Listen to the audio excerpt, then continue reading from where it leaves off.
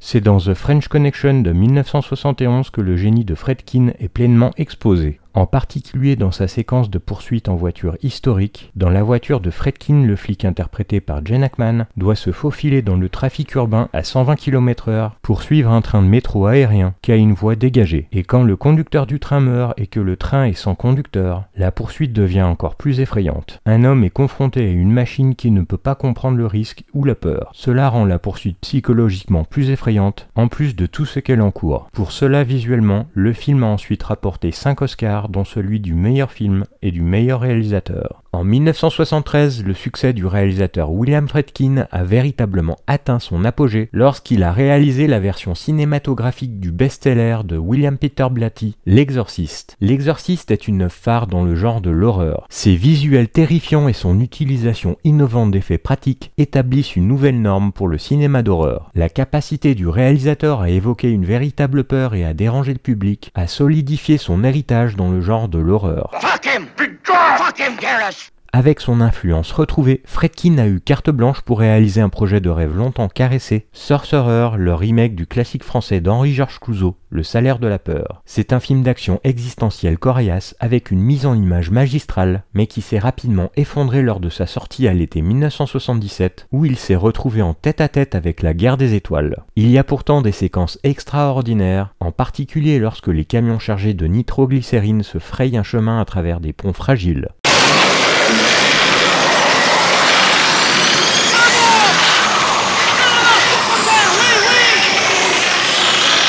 Avec Mad Max, George Miller a peut-être exploité Sorcerer pour son imagerie saisissante de véhicules en tant que bête vivante et son association d'un homme mourant avec un camion crachotant. Comme toujours chez Friedkin, le mur du son, pluie, moteur, cri humain et écrasant est soigneusement intégré à la partition synthétisée par Tangerine Dream. Et de tous les films de Friedkin, c'est celui qui plonge le plus profondément dans la richesse, la variété et la terreur du monde naturel, de ses paysages et de ses environnements. Le sombre et ambigu Cruising met en vedette Al Pacino dans le rôle d'un jeune flic new-yorkais qui est envoyé sous couverture dans le SM gay underground de la ville pour attraper un tueur. Extrêmement graphique dans sa représentation du sexe et de la violence, c'est vraiment l'un des films les plus inconfortables jamais réalisés. C'est aussi le film qui est pour la communauté gay ce que La Dernière Tentation du Christ de Scorsese était pour les chrétiens fondamentalistes, une œuvre extrêmement controversée qui a été considérée comme offensante et dégradante pour son sujet. Le film n'est pas homophobe, il parle plutôt d'homophobie. Ce n'est pas un film parfait, mais c'est un défi sans fin, troublant et fascinant.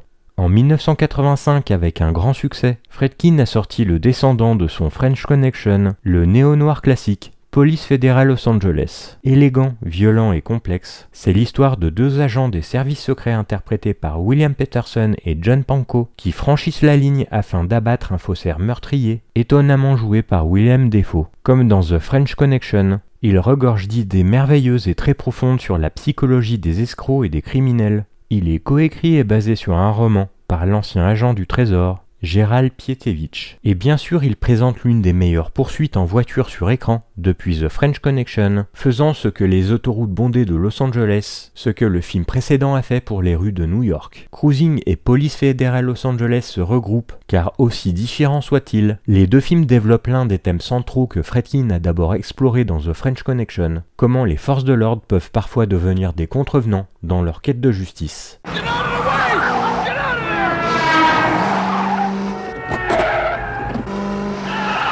Les réalisations de William Friedkin étaient multiples et son héritage est celui d'une persévérance artistique intense face à des préoccupations commerciales sordides. C'est une tragédie que nombre de ces films fascinants de la période intermédiaire aient été négligés ou décriés. Les échecs de Friedkin au box-office sont plus intéressants que les succès de nombreux réalisateurs. Et pourtant, si pour une raison absurde il n'y a qu'un seul film pour lequel Friedkin restera dans les mémoires, ce sera L'Exorciste. Friedkin voulait que le film ait la gravité d'un drame domestique, tout en présentant des moments d'horreur à la fois crédibles et inoubliables. À une époque d'effets spéciaux pratiques extrêmement inventifs, la direction ingénieuse de Friedkin, comme abaisser les températures afin que le souffle des acteurs puisse être visible à la caméra pendant les scènes d'exorcisme, a élevé le ton du film à des niveaux sérieux de terreur et d'effroi. C'était un nouveau genre de film. Les rumeurs d'accidents de production et de décès n'ont fait que l'envelopper davantage dans une couche de mystère, comme si la réalisation du film avait attiré l'attention d'un royaume occulte, comme aucun ne l'avait fait auparavant.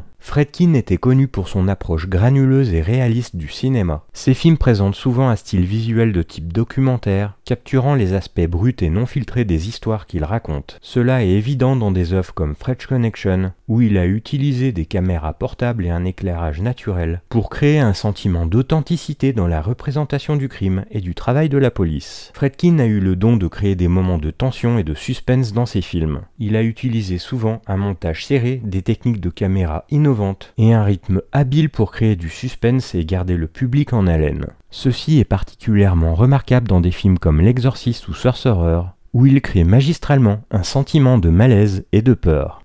De nombreux films de Friedkin explorent des thèmes complexes et moralement ambigus, tandis que French Connection et Police fédérale Los Angeles s'attaquent aux frontières floues entre l'application de la loi et la criminalité. La volonté de Friedkin d'aborder des sujets qui suscitent la réflexion ajoute de la profondeur à son travail. Friedkin a une propension à expérimenter des structures narratives et des techniques de narration non conventionnelles. Cela est évident dans des films comme Sorcerer, où il tisse plusieurs perspectives de personnages ensemble d'une manière unique. Sa volonté de prendre des risques et de repousser les limites a contribué à son style de réalisateur distinctif. Friedkin avait la réputation d'obtenir des performances puissantes de ses acteurs. Il a travaillé avec certains des meilleurs talents de l'industrie et les a encouragés souvent à assumer pleinement leur rôle. Cette approche collaborative a renforcé l'authenticité et l'impact émotionnel de ses films. Friedkin était connu pour son contrôle et sa vision de la direction. Il était activement impliqué dans divers aspects du cinéma, de l'écriture et de la réalisation au montage, et à la conception sonore. Ce niveau d'implication a contribué au caractère cohérent et immersif de ses films.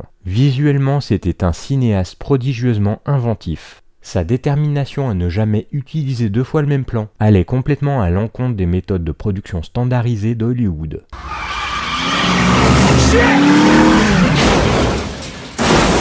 Dans son thriller érotique Jade de 1995, Linda Fiorentino joue un professeur de psychologie spécialisé dans le thème de la cécité hystérique. Elle explique à ses élèves que ceux qui sont sous l'emprise de ces conditions sont susceptibles de commettre des actes indiciblement violents et pervers, car ils sont aveugles aux ténèbres intérieures. L'hystérie et l'obscurité intérieure sont des états familiers dans les films de Friedkin. De l'interprétation claustrophobe de l'anniversaire de Harold Pinter, de l'horreur satanique totale de L'Exorciste, à la pègre perverse et en cuir de Cruising, le chemin inquiétant d'un tueur en série dans Le sang du châtiment, la brutalité du combat au corps à corps dans Traqué, et ses dénouements pessimistes, le réalisateur a souvent cherché à secouer et déranger son public. William Friedkin a toujours considéré qu'il était un documentariste qui réalisait des fictions. Sans doute parce qu'avant d'écrire et de tourner un film, il enquêtait minutieusement sur les faits et sur les milieux qu'il allait filmer. Pour Cruising, il avait lui-même fréquenté les lieux de rencontre de la communauté gay queer de New York avant d'y infiltrer son personnage principal, joué par Al Pacino. L'Exorciste, et c'est ce qui fait sa force, est basé sur des faits réels dont Friedkin avait rencontré certains acteurs. Il avait eu l'accès à l'enregistrement sonore d'une réelle séance d'exorcisme par un prêtre. Et ce qui fait peur dans ce film, c'est qu'il est filmé de manière réaliste. Du naufrage commercial de Sorcerer aux manifestations contre Cruising, du petit manuel du faux monnayeur de Police fédérale Los Angeles, au retour en force de Bug et Killer Joe, William Friedkin a tordu les codes et a collectionné les controverses avec avidité. Fasciné par le mal, William Friedkin lui a donné le visage pivotant à 360 degrés d'une préado possédée, dans ce qui restera son plus grand succès. Dans l'ensemble, les contributions de William Friedkin au cinéma incluent un style visuel distinct, une exploration de thèmes complexes et un impact significatif sur les genres d'horreur et de suspense. Ces films continuent d'être célébrés par leur authentification, leur intensité et leur nature stimulante. The power of Christ compels you.